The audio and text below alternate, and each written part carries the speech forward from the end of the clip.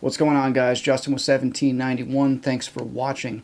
We have another installment on our educational series. Today we're talking about truck gun concepts and staged and ready. So let's get into it. So before I get into the meat and potatoes of today's topic, I want to give a quick caveat regarding a previous video that I did. Now, a few weeks ago we did a video called Carry Your Gun, and in that video we talked about the importance of not leaving your gun in your vehicle. If you're the type of person that leaves your pistol in your vehicle, and again, I've met so many of you, so many in my lifetime of being in this arena, you are arming criminals if you leave your gun in a vehicle. Stop that. Please stop that. Carry your gun on your person. Now, the internet kind of took that the wrong way and didn't really understand what I was getting at with that statement. Now, when I say don't leave your gun in your vehicle, I mean don't leave your gun in the vehicle all the time. It's okay to have a gun in your vehicle. I have a gun in my vehicle all the time. I don't leave it in there though, especially not overnight. Which is a very common time for people to go around trying to break into vehicles and steal guns. Now, when you're going to have a gun in your vehicle, especially like a rifle, let's say you're getting your vehicle ready to go, you walk out in the morning, stage your gun in your vehicle in its spot, and you put your supplementary equipment in your vehicle, and then it's good to go. And you're going to go about your business, do your errands that you have to do. You're going to drive here, stop, get out of your vehicle, and you're not going to bring your rifle in, all right? Your rifle is going to stay in your vehicle. Now, it is possible that someone could break into your vehicle in that time span of you walking into Wally World or you walking into wherever. It is possible that someone could break into your vehicle, but doing it in broad daylight, in a crowded parking lot with security cameras, there's more protections there. The main thing that I'm getting at when I say don't leave your gun in your vehicle is don't just leave your gun in your vehicle all the time. Like for instance, even a pistol, don't just leave your pistol in your glove box all the time. That's not the place for it. The place for your pistol is in a sturdy holster and on your waistline. Now, the foundation of the truck gun concept starts with your EDC. You can't just have a rifle in your vehicle and call it good. You must have a proper concealed carry pistol on your person. That once you grab your rifle and it's go time, that becomes the foundation of your truck gun concept. For me, my foundation is my trusty Glock 19 in my 1791 Kydex holster and a spare magazine in my prototype 1791 IWB Mag Carrier. So those two items are always with me, and then the truck gun in the vehicle, that is to bolster my capability and my capacity should the need arise. And all of that is tied together with my 1791 Cobra Gunbelt. So there is that. I've already done EDC videos. I think I did one on our Facebook a while back. If you're curious about what my EDC looks like, you can go watch that. If you really want to know on YouTube, leave a comment, and I'd be happy to do an EDC video for YouTube as well. But today we're talking specifically about the truck gun, and your foundation needs to be your everyday carry.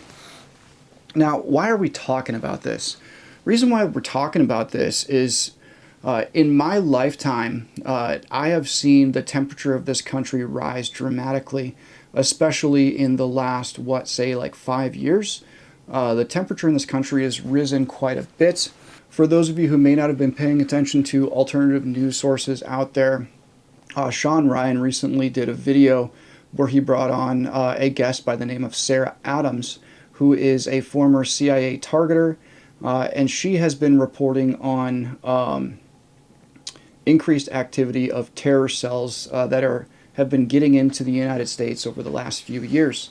And they've been setting up shop. According to her, and according to her reporting using her former intelligence sources that are still in Afghanistan, there is over 1,000 trained terrorist fighters that have been brought into the United States for a specific terror attack. Now that's a lot of dudes and some of those guys are actually pretty well trained.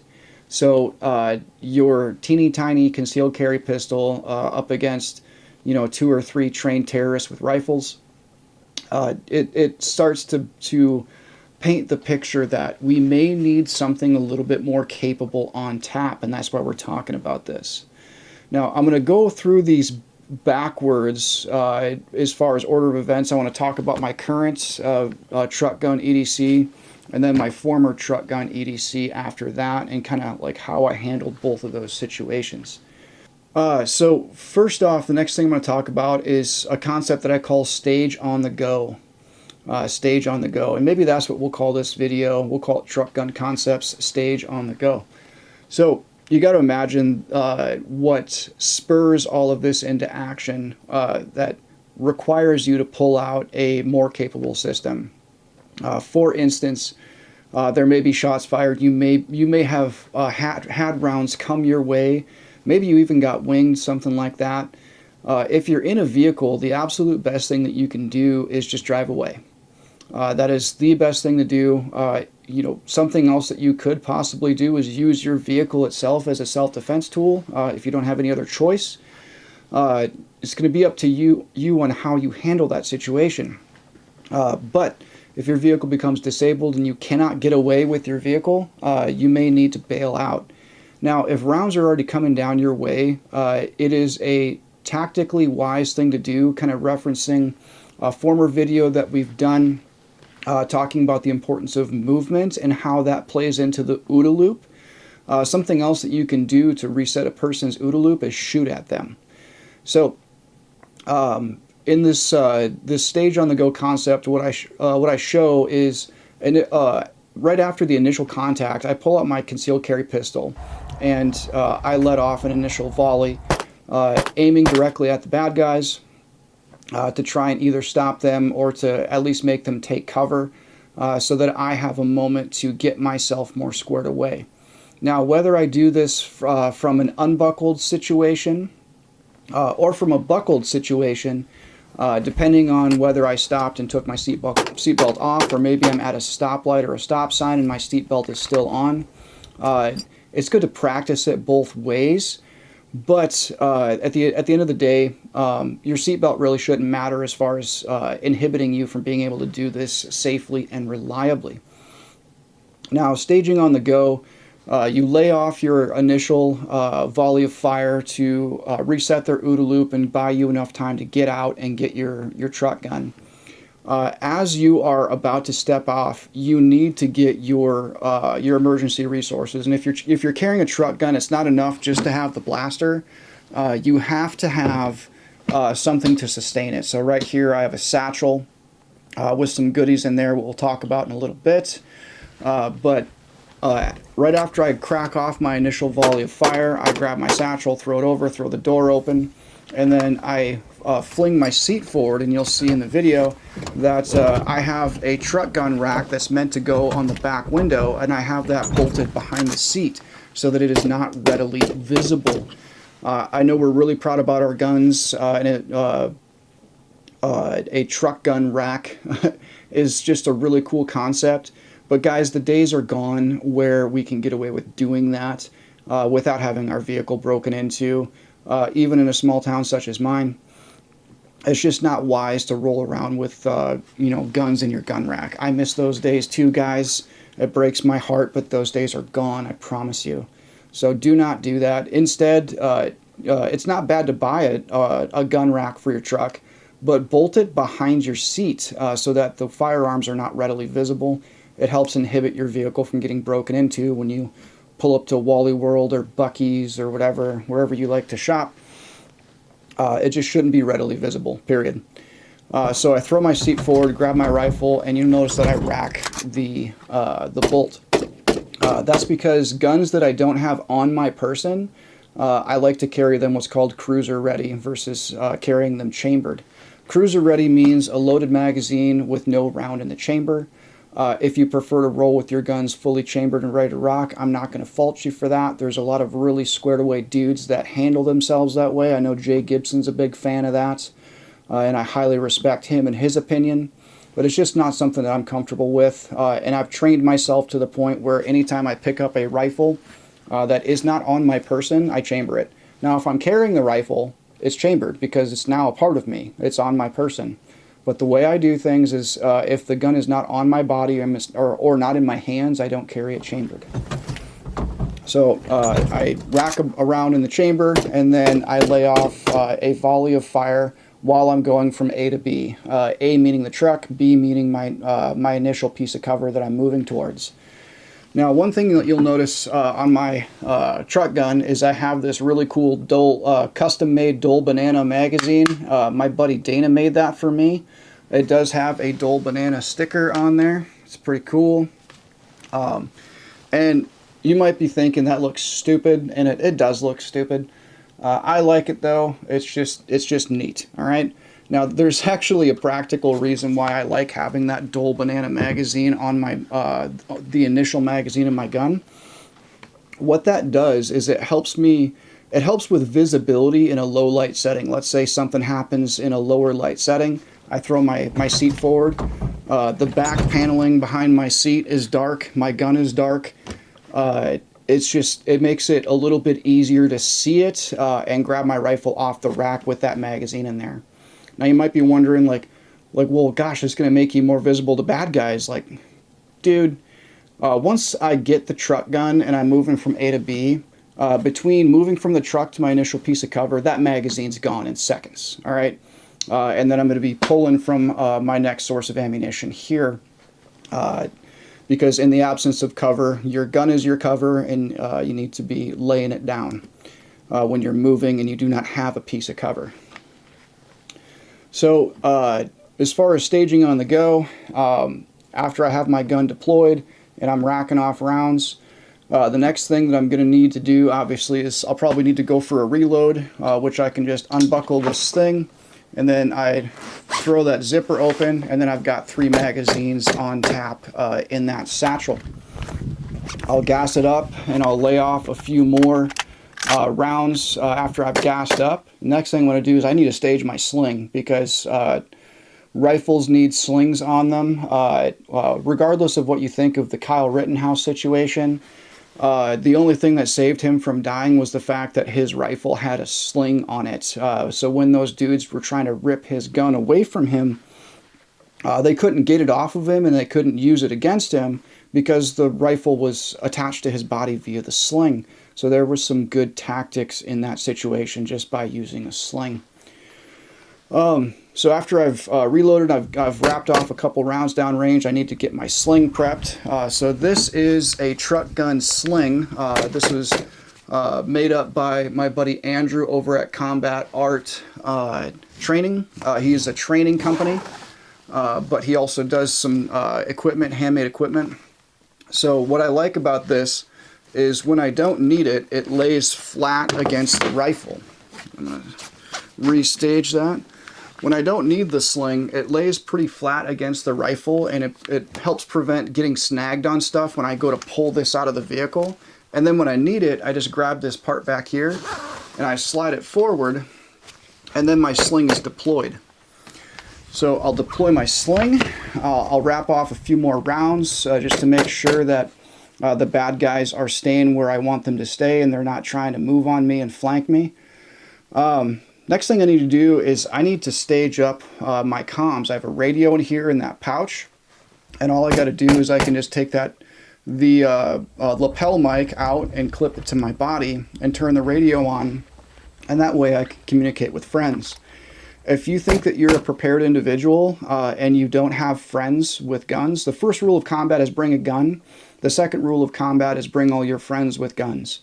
So if you don't have friends that are like-minded, that have guns and can come help you, then you're doing it wrong, homie. You need some friends. Go get some friends. So I set up my radio so that I can call for help. And then the next thing I'm going to do is I can make a decision from there. Maybe I need to move to a better piece of cover. Maybe I need to utilize the smoke grenade that I keep in here in the other pocket. In the other pocket opposite of the radio, I have a single smoke, and in the flat pocket behind my magazines, I have medical should that need arise. So that's what I mean by stage on the go, because like we're not driving around on a day-to-day basis like kitted up for like the second invasion of Baghdad. You know what I mean? We're like Johnny Q citizen, Jane Q citizen, rolling around living life. We got our EDC on, and we're trying to like, you know, not call a bunch of attention to ourselves, right? But it's important to have some more capable resources at the ready, because like we live in a dangerous world, and things seem to be like the temperature seems to be turning up a little bit.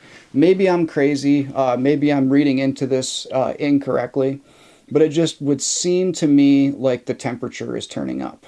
So it would behoove you guys to have some more resources that are readily available, but also in a more low profile setting that are not drawing attention to yourself. That's the whole point of my truck gun concept, is kind of like a mountain lion, to have retractable claws. You know what I mean?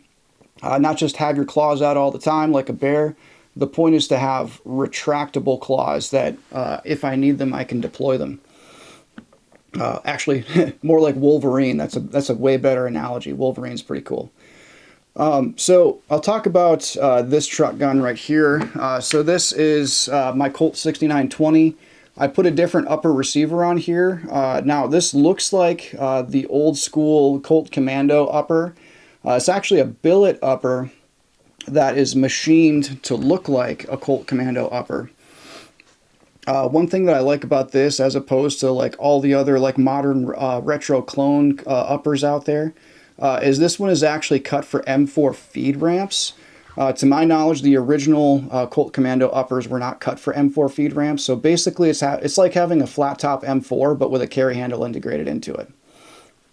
Now, one could say like, well, why not just put a riser underneath this ACOG? Well, I could have done that, but I really like the ability to have those iron sights right underneath the ACOG, that if I need irons, I can just tip my head down and I'm right behind the irons. I don't have to deploy anything. They're just there. And I like this ACOG being a little bit higher because especially when you're doing more like reactionary shooting, it's nice to have that like a little bit higher so you have a little bit more heads-up display, more visibility of what's going on around you. So I have the Sling on here, and one thing that you'll notice that I don't have on this rifle that a lot of people preach that you should have on your rifle is a light. Now, I am a big proponent of having a light. However, having a light on my truck gun makes one more thing to snag on. It makes one more thing to have to manage. It's one more thing to keep track of batteries on.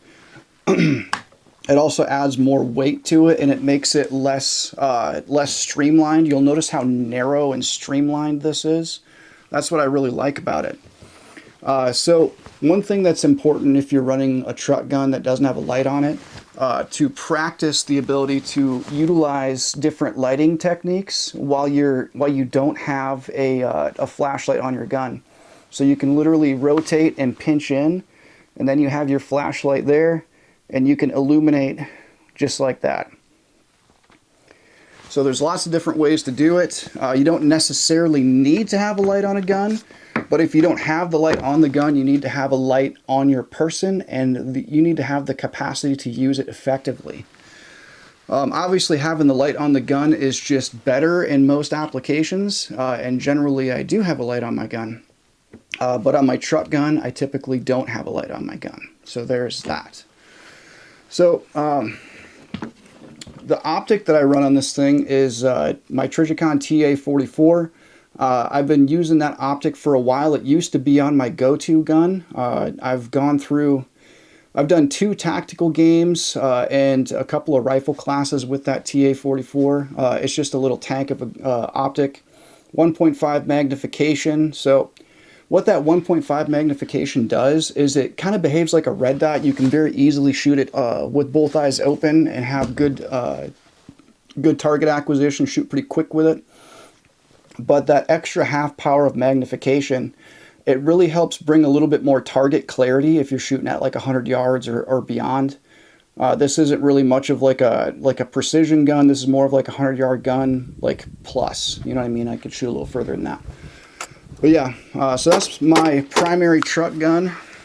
So the next truck gun concept I want to talk about is my former truck gun, which was my Yugo SKS. So this is my Yugo SKS. You'll notice that it doesn't really look like a Yugo SKS. What can you tell me is missing? Go ahead and mention it in the comments. That's right, it doesn't have the grenade launcher. So I actually cut that grenade launcher attachment off. I cut it down to 16¼ inches. I recrowned the barrel. I had to open up the gas block a little bit, install a new front sight.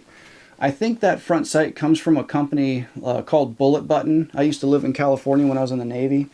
And I have had to shop with them before when I lived there a while back. I had to put a bullet button in my AR-15. But yeah, they make this this nifty little front sight tower that you can just bolt onto the barrel.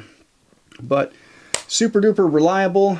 If you are not a qualified gunsmith, do not do stuff like this. And in general, like, try not to bubba guns, especially stuff like this. Like, there are, you know, some milsurp collectors that are they'll get their hackles up about stuff like this, but this is a very utilitarian setup for me. What I really like about it is it's a whole lot shorter and it's lighter without having that grenade launcher attachment and the folding pokey stabby sticky bayonet that used to be on there.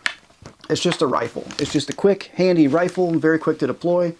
I keep with the internal box magazine that's fed by 10-round stripper clips with this situation, just because it's just a very reliable way to load things. And the other thing that I like about it is, like, I can jam it with stripper clips, or I can top load, single feed it, just individual rounds too, so it's pretty versatile there.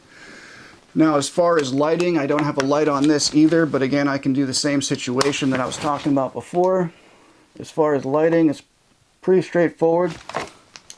Again, just make sure you're carrying a quality, reliable flashlight as a part of your EDC. Again, remember I mentioned before, what's the foundation of the truck gun? The foundation of the truck gun is your EDC, so carry a quality flashlight in your offhand pocket that you can retrieve with your left hand if you're a righty, etc. So, as far as a sling, this is just the sling that came with it. It's just a surplus leather Yugoslavian sling. It's, you know, it's just a way to shoulder it or hang it on your body. It's nothing fancy. Now, the reason why this used to be my truck gun, and the whole reason behind a truck gun versus like a truck gun being your everyday gun or your primary gun, I'll show you my primary gun.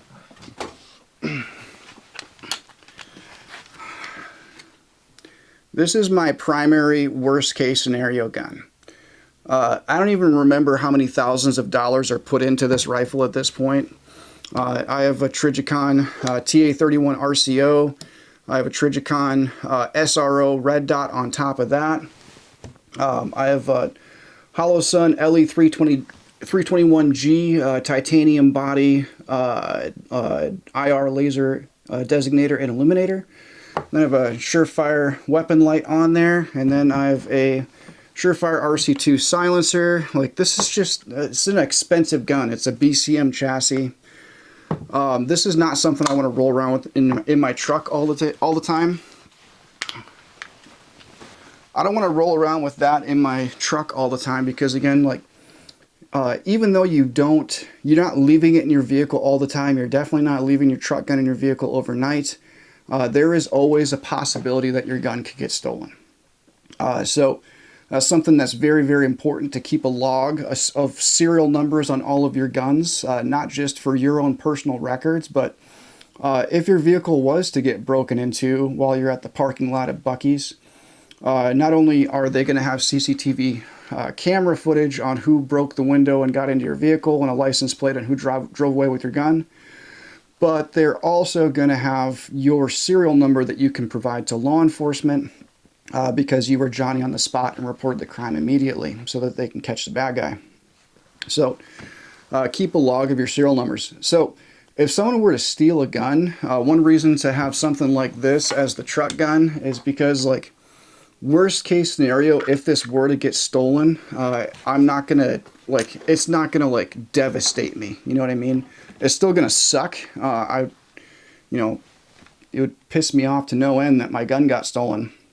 But it's not my like $5,000 worst case scenario, like, you know, Red Dawn Wolverines rifle. You know what I mean? It's the truck gun.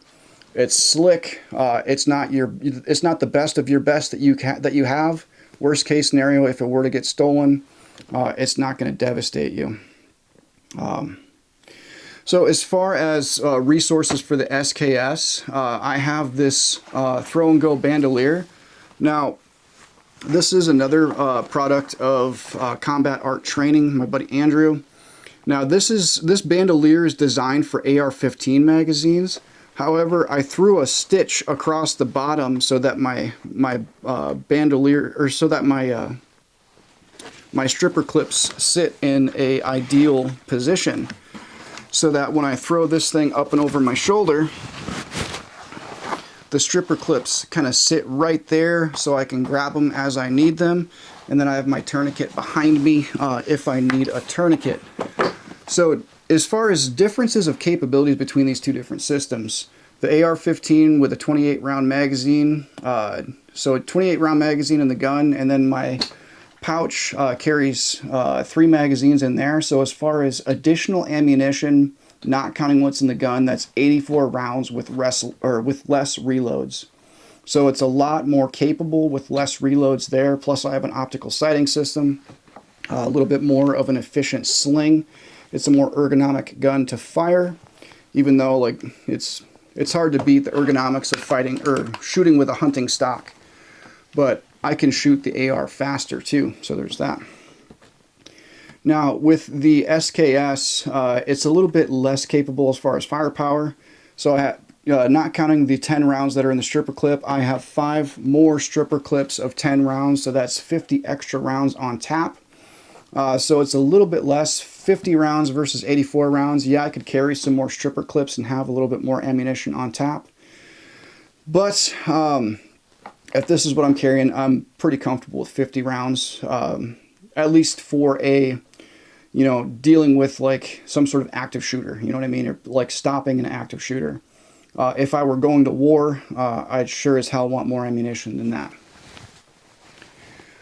Now, as far as safety considerations here, again, we talked earlier about cruiser ready versus chambered. Now, again, my personal rule that I like to do is if the gun is not in my physical possession, I like to have it be cruiser ready. Now, that does a few things.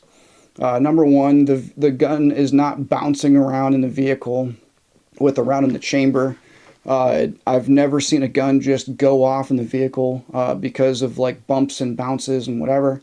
But it's just an added safety measure, especially if I were to get into like a wreck, something like a wreck where the gun hits very hard against another surface or whatever. I've already gotten into a wreck. The last thing I want is a loaded gun going off in the vehicle on top of it. Maybe not super realistic that would happen, but guys, you just never know. All right.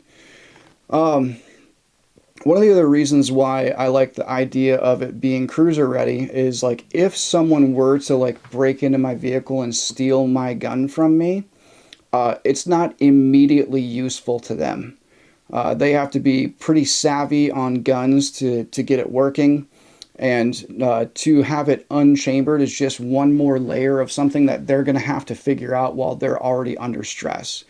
And yes, they're going to be under stress when they're breaking into a vehicle and stealing a gun. They know full well that they're committing a felony, and they're in possession of a gun at that point, which could potentially be deadly force for them. So it's just one more thing, and I know the condition of the gun. I know how to make it ready very quickly, so I'm not really worried about that slowing me down. And as you can see from the footage, it doesn't really slow me down. Another safety consideration, again, guys, do not leave your guns in your vehicle permanently. I know it's tempting to do that.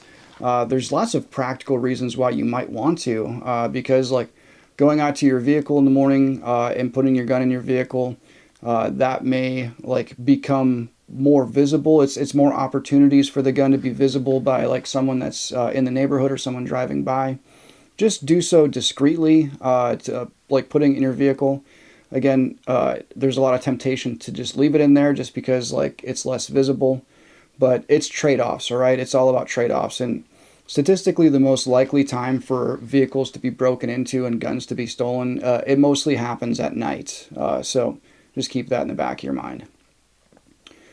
So the last thing I want to talk about as far as safety is the grave importance of practicing deploying this stuff. This is not my first time training with my truck gun deploying from the vehicle. That's why like I can do it pretty efficiently.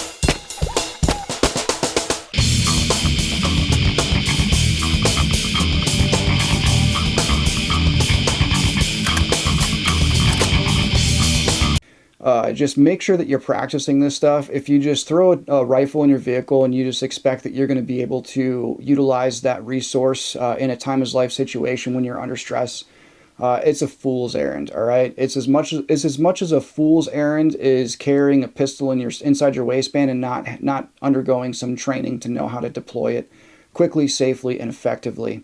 So make sure that you're training with whatever truck gun that you select. Maybe it's something a little bit more old school and ultra simplified, like an SKS, or maybe it's something a little bit more effective, like a simplified, slicked down AR-15. Dealer's choice. I don't really care if you are, if you consider yourself a patriot, if you consider yourself a protector and a force for good, and if you don't have a truck gun, you're wrong. All right. You need to get squared away on that. All right, guys, thanks for watching. If you found this video helpful and valuable to you, please consider liking and subscribing. Maybe share this video with your friends. Share this video with some of your buddies that aren't carrying a truck gun.